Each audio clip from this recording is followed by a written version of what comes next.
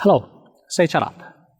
Solidarity is not just about helping other people. It is a powerful tool for self-development and personal growth. As you know, right now there are very strong rains in the south of Brazil.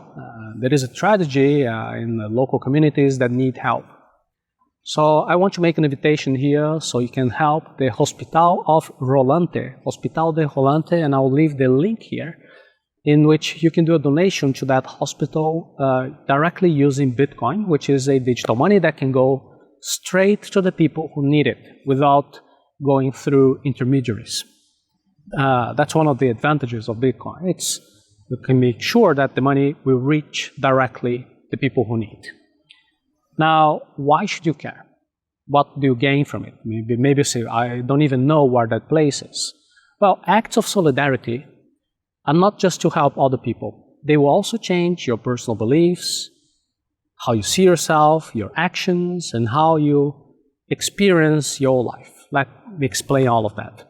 When you're choosing to help other people, you're cultivating action and a sense of internal control. You're not passively waiting for other people to solve problems. You're taking action. And this proactive mindset goes further, and it can also influence other areas of your life, empowering you to create change.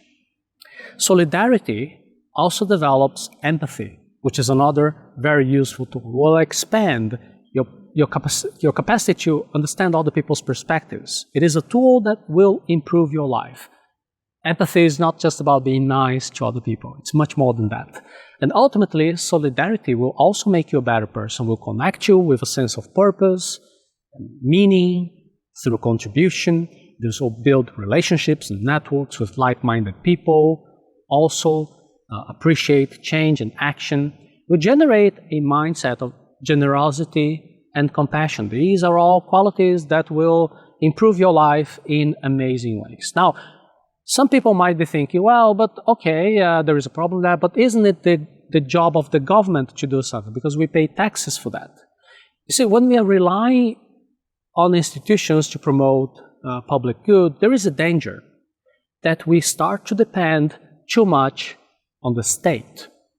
When you look at successful stories or societies around the world throughout history, they are societies with high trust societies. When citizens take an active role in building their own communities, there is innovation, there is resilience. Now, on the other hand, when we outsource our responsibility to the government, we risk losing our sense of agency, of power.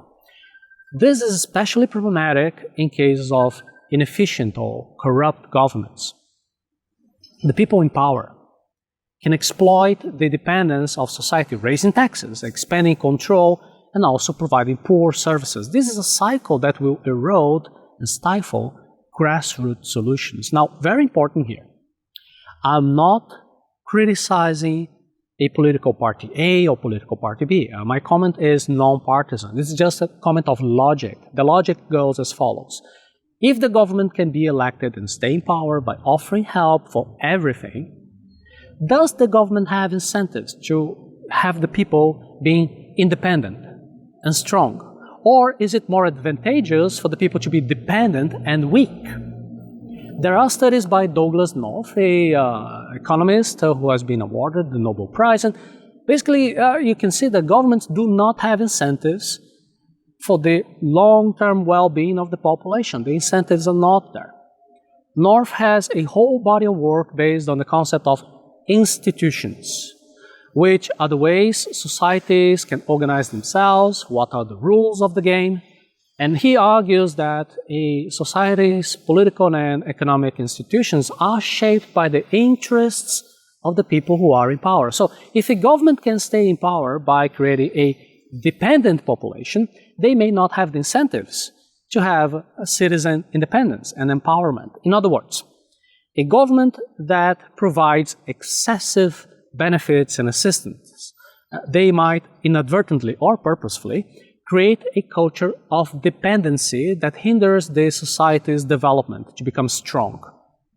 Now, this does not mean that assistance programs of welfare are inherently bad. We just need to be aware of the potential adverse effects.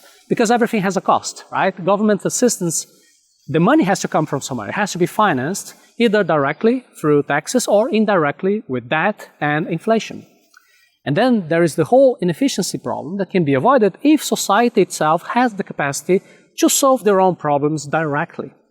Now remember, this is not an argument against government assistance per se, which has its role in the right dose, in the right situations, with transparency.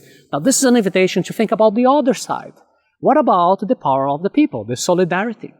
Our ability to organize ourselves collectively to solve our problems. By strengthening our communities from the bottom up, we can build a more resilient and prosperous society for everybody. Do you understand the value of all of this?